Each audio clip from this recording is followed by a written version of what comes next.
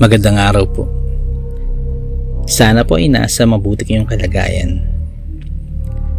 Ako po ulit si Obet at meron na naman po tayong kwentong ibabahagi sa inyo. Ang kwentong ito ay nangyari sa totoong buhay. Ito po ay nangyari sa lalawigan ng Leyte. Ito po ang kwento. Ito ay nangyari nung matapos ang bagyong Yolanda. Matapos kaming masalanta ng bagyo,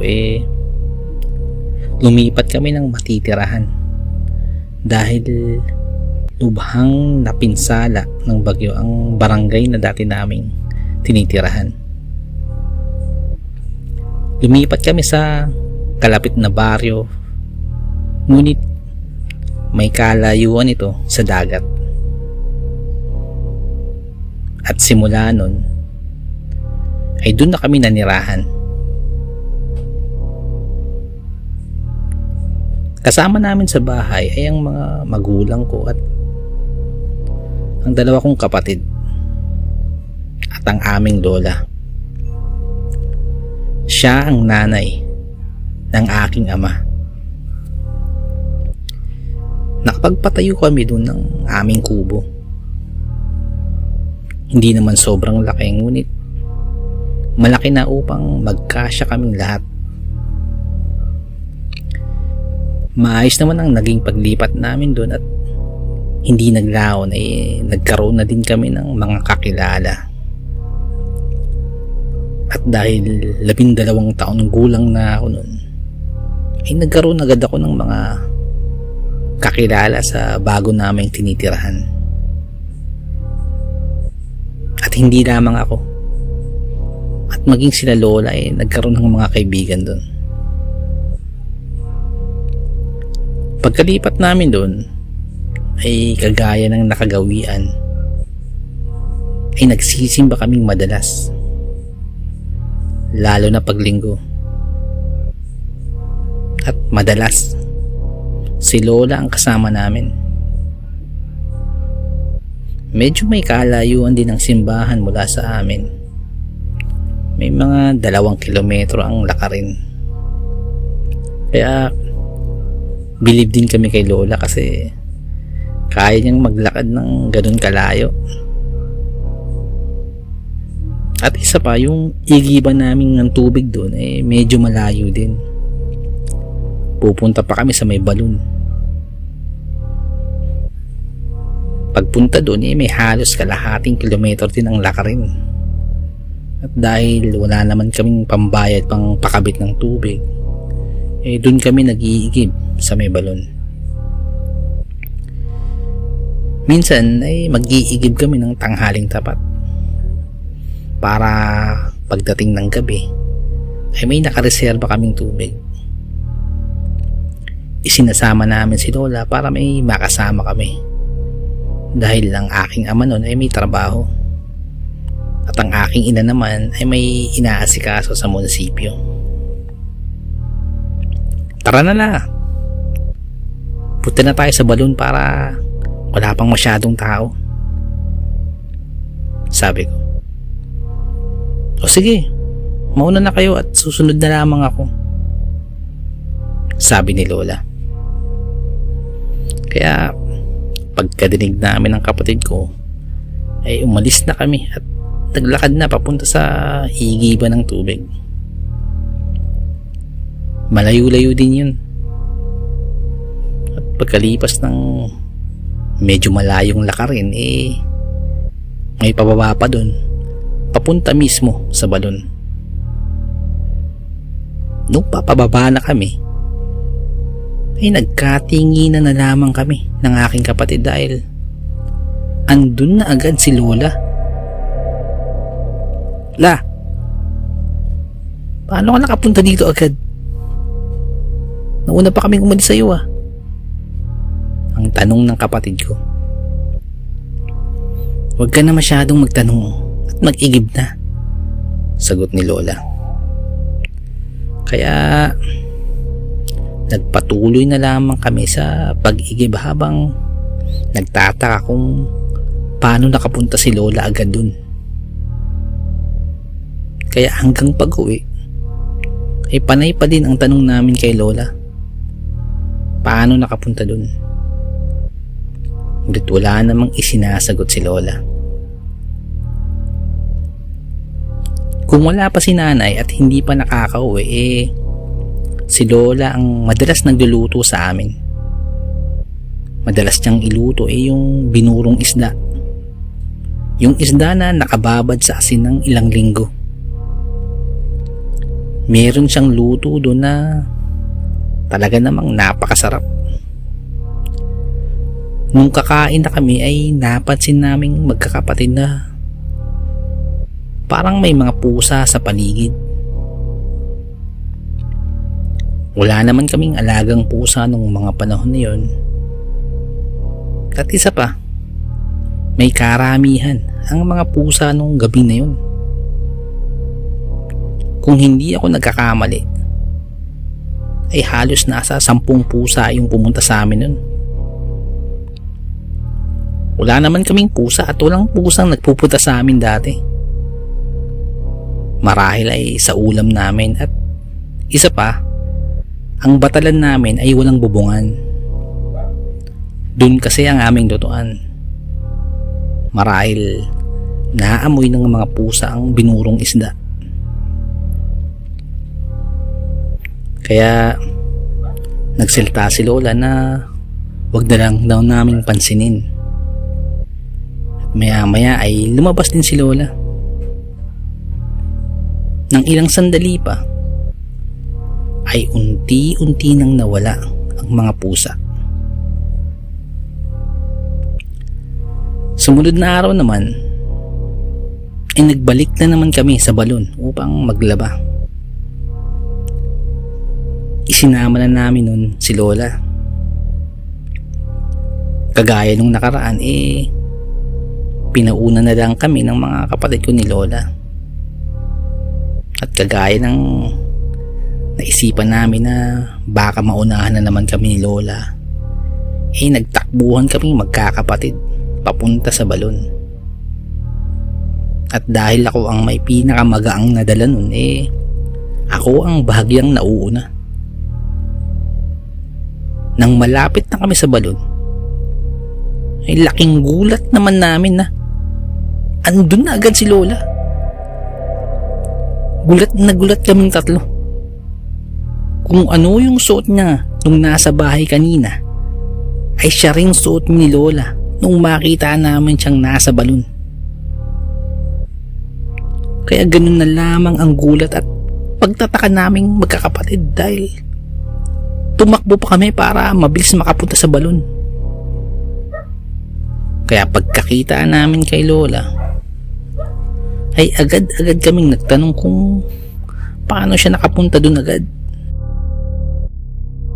Ngunit kagaya nung nakaraan sinagot niya kami na wag nang magtanong ng kung ano-ano, maglaban na lang daw at magsisimpa pa daw kami pagkatapos maglaba.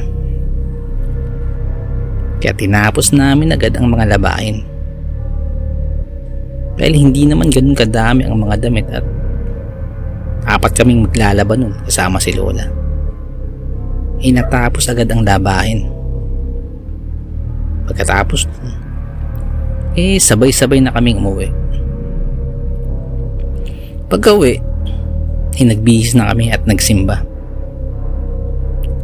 Habang papuntang simbahan, niloloko namin si Lola na baka unahan na naman kami. Ngunit walang sinasagot si Lola at hindi kami pinapansin. At sa kakalakad nakarating naman kami ng simbahan ng halos magkakasabay. Isang araw pumunta sila nanay sa mga kaanak niya kasama si tatay at ang mga kapatid ko. Pupunta silang Palumpon. At dahil walang kasama dun si Lola nagpaiwan na lamang ako. Kaya kaming dalawa lamang ang nasa bahay at kinabukasan pa babalik sila nanay. Maaga akong natulog nun. Nang magising na lamang ako ng alanganing oras. Hindi ko na malaman ang oras nun pero sigurado ko hating gabi na nun. Nang bigla akong magising dahil pakiramdam ko ay parang hinangin ng malakas ang aming kubo na parang umangat ito. At dahil dun nagising ako. Medyo naalimpungatan pa ako ng mga oras na yun. Dahan-dahan akong gumising nang mapansin kong ako lamang mag-isa ang nakahiga sa banig. Parang wala si Lola. Parang ako lang mag-isa. Kaya dun na ako nagising ng tuluyan. Dahan-dahan akong bumangon. Ngunit habang papabangon parang may kakaiba nung mga oras na yun. Hindi ko maipaliwanag pero mayroon akong nararamdamang hindi pangkaraniwan. At dahil gasera lamang ang aming ilaw nun, ay napansin kong may gasera sa may batalan. Doon ito nakalagay. At dahil madilim pa sa lugar ko hindi muna ako bumangon. At pagapang kong sinilip yung pinanggagalingan ng ilaw ng gasera. Nang biglang humangin na naman ng malakas. At sa pagkakataong ito parang umangat na naman yung buong bahay kubo. Kaya medyo nagulat ako. Nung sisigaw na ako upang hanapin si Lola, may napansin akong imahe na nasa batalan. At hindi ako maaaring magkamali kung sino yun. Ang imaheng iyon ay kay Lola. Ngunit nasa akto ito na parang nahahati ang katawan.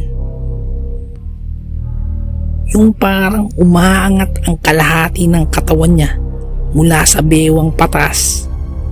Humihiwalay ito sa ibabang bahagi ng katawan niya. At sa sobrang gulat ko, parang napasigaw ako na walang boses na lumalabas sa bibig ko. Sa labis kong takot, naiyak na ako. Ngunit walang ingay na lumalabas sa aking bibig. Kaya habang nakadapa, yumuko na lamang ako at dahan-dahang bumalik sa aking hinihigaan at nagtalokbong ng kumot. Sobrang takot ang naramdaman ko nung mga oras na yun. May mga kakaibang tunog pa akong nadidinig sa paligid ko, ngunit hindi ko na yun alintana dahil sa sobrang nervyos na nararamdaman ko. Hindi lingid sa aking kalaman ang tungkol sa mga aswang at manananggal, ngunit kahit kailan ay hindi sumagi sa isip ko na si Lola ay kabilang sa ganong nilalang. Nagkubli lamang ako sa aming kumot at nagkunwaring tulog. Ngunit sa katotohanan ay umiiyak na ako sa takot. Nagtakip ako ng kumot hanggang sa aking makakaya. Kahit sobrang init na ay binaliwala ko lang. Nang may biglang humawak sa akin na kamay na parang inuuga ako. Lalo akong binalutan ng matinding takot at pinilit ko pa rin magtago sa aking kumot. Nang maya-maya pa ay nagsalita na ito. Brian! Brian! Gising ka! Pagkadinig ko nun, ay agad akong nabuhayan ng loob dahil si tata yun. Boses ni tata yun. Kaya dali-dali akong lumabas ng kumot at napaakap ako kay tatay.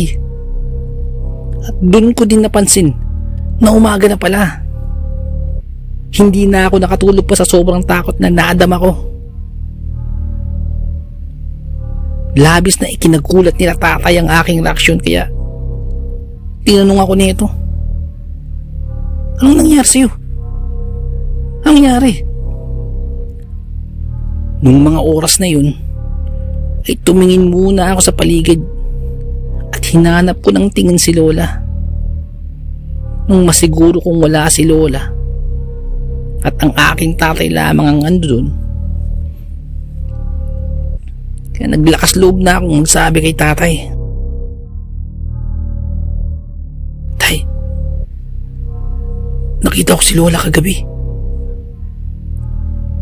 Isa siyang manananggal.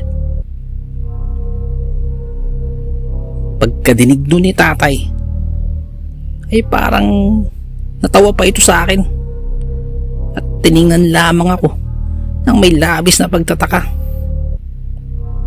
Ano? Anong pinagsasabi mo? Wala sa lahi namin yan, ang sagot ni tatay sa akin. Hindi tay, totoo talaga. Nakita ako kagabi. Ngunit bago ko pa matapos ang aking sinasabi ay pinagsabihan na ako ni tatay na, ayusin mo yung pinagsasabi mo. Lola mo yung sinasabihan mo. Mahiya ka. Pagkasabi nun ay umalis na si tatay at lumabas na ng bahay. At naiiwan lang akong balisa. Samantalang yung mga kapatid ko ay nandun na sa labas kasama ng aking nanay. Maya-maya pa ay pumasok na si Lola at tinanong ako kung ano daw ba problema ko at parang balisa daw ako. Wala naman pula, sagot ko. Pero hindi kagaya dati ay medyo lumalayo ako kay Lola. Sa buong araw na yun ay umiiwas ako kay Lola. Maging sa pag-igib ay lumalayo ako sa kanya. Kaya nung kami maghahapunan na tinanong ako ni Lola, bakit parang umiiwas ka sa akin? Tanong ni Lola. May nagawa ba ako sa'yo? Sabi pa ni Lola. Maghapon kang hindi kumain. Eto, pinagtabi kita ng pagkain, sabi ni Lola. Hindi ko alam ang sasagot ko. Naalala ko noon sabi ng tatay ko na takot daw sa asin ang mga aswang. Kaya naisip ko magpakuha ng asin at ipaabot kay Lola yun. Kaya nasabi ko, La, paabot nga ng asin at palagyan yung kanin para makakain ako.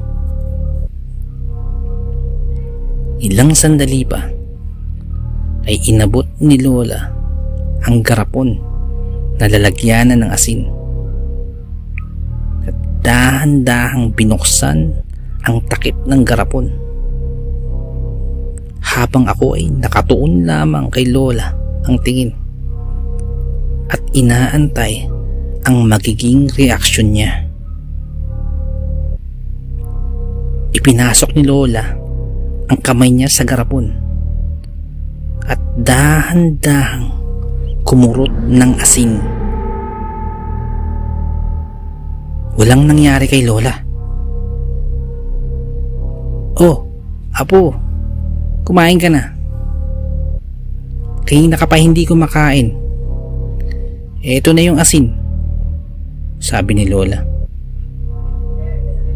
Nagulat ako sa tinuring ni Lola dahil hindi yun ang aking inaasahan.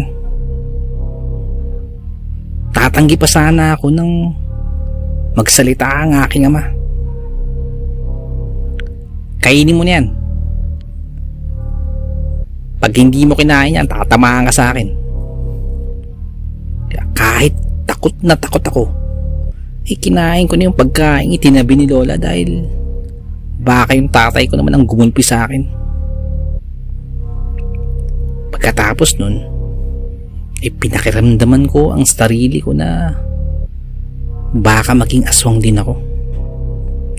Kaya halos buong gabi ay hindi ako makatulog.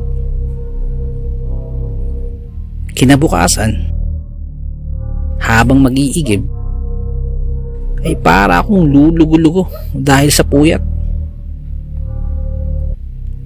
Wala naman akong kakaibang naramdaman maliban sa inaantok ako dahil sa walang tulog. Pagkalipas pa ng ilang araw ay umiiwas talaga ako kay Lola. At napansin yun ni Lola. Nararamdaman ko yung kanyang kalungkutan. Yung parang pagdaramdam dahil ako na apo niya ay umiiwas sa kanya. Ngunit nadadala ako ng takot nung nakita ko siya nung nakaraang gabi. Malapit kami kay Lola dahil halos siya ang kasama namin habang lumalaki. Kaya ganun na lamang ang lungkot na nararamdaman niya na makitang iniiwasan ko siya. Kaya may naisip ako. Kinabukasan ay nakipagkwentuhan ako sa mga kaibigan ko at nagtanong-tanong tungkol sa aswang at manananggal. Kung may nabalitaan ba silang nabiktima ng mga nakaraang gabi. Wala naman. Wala. Bakit?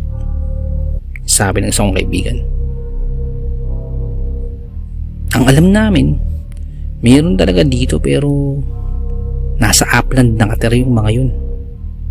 Sabi pa ng isa kong kaibigan. Yung mga manok nyo o kambing, may nawawala ba? Sabi ko. Wala naman. Kumpleto naman sila. Sabi nila. Kaya patuloy pa kami sa kwentuhan. Ang nabanggit ng isa kong kaibigan na hindi daw nagsisimba ang mga aswang o takot daw ito sa mga simbahan. Kaya bigla akong may naisip. Agad-agad nagsabi ako sa mga kaibigan ko na uuwi muna ako. Pagkadating ko ng bahay ay andun si Lola at nagluluto ng makakain namin. Dahil pansin niya na umiiwas na ako sa kanya, kaya siya mismo ay hindi na din ako kinakausap. Ngunit kitang kita ko sa kanyang mukhang kalungkutan. Kaya nagsabi ako na, La, samahan mo ko. Magsimba tayo. Pagkadinig ni Lola nun, ay napalingon si Lola. At sa mga nakalipas na araw, ay muli kong nakitang ngumiti si Lola. Agad akong pinaunlakan nito at pagkatapos kumain, nagbihis na ako at si Lola para pumunta ng simbahan. Isinama din namin yung isa ko pang kapatid para may kasama kami bukod sa aming dalawa lang. Habang naglalakad medyo lumalayo pa din ako kay Lola. Pero hindi na ito kagaya ng mga nakarang araw na kahit makipag-usap ay hindi ko ginagawa. Pagkatating sa simbahan ay taimtim ang atensyon kong binibigay kay Lola dahil inaantay ko yung reaksyon niya. Nang pagdating sa simbahan ay nauna pang pumasok si Lola sa akin at labis ko yung pinabigla. Siya pa yung unang nagdasal. Kaya sa mga oras na ito ay hindi ko na alam kung ano pang paniniwalaan ko. Nagdasal kami at nagsimba ng wala namang nangyari. Pagkatapos nun ay umuwi na kami at walang nangyari kay Lola. Kinagabihan, bago kami kumain, ay kinausap ako ng aking nanay. Tinanong niya bakit daw ako biglang nagbago. Ba't nag-iba daw yung pakikitungo ko sa lola namin? Sinabi ko kay nanay yung nakita ko nung nakaraang gabi. Sa pagkakataong ito, kinausap ako ng masinsinan ni nanay. Sabihin na natin ganun nga si lola mo. May inagrabyado ba siya sa lugar natin? Sabi ni nanay. May biniktima na ba siyang tao sa lugar natin? May pinaruwisyo ba siya sa mga kalugar natin? Tanong pa ni nanay. Wala akong maisagot. Maaring ganun nga ang lola mo. Pero hindi mo ba alam kung gaano kakamahal ng lola mo at ang mga sakripisyo niya para lamang maalagaan kayo? Lalo na at nasa trabaho kami. Sabi ni nanay. Ganyan pa bang igaganti mo sa lola mo sa kabila ng mga sakripisyo at pagmamahal niya sa inyo? May edad na ang lola mo. Imbis na sama ng loob ang ipairal, ba't hindi mo gantihan ng pagmamahal si lola na mas kailangan niya? May mga tao nga dyan na tao, pero mas masahol pa sa asawang ang ugali. Sabi pa ni nanay. Pagkatapos nun ay napag-isip ko na tama nga si nanay.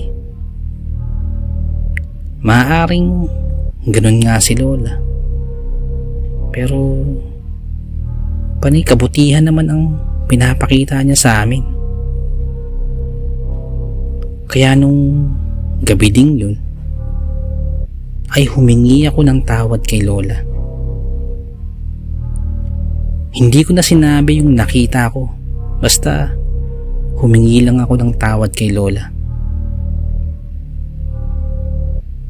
Matapos yun naging maayos muli ang samahan namin nila lola.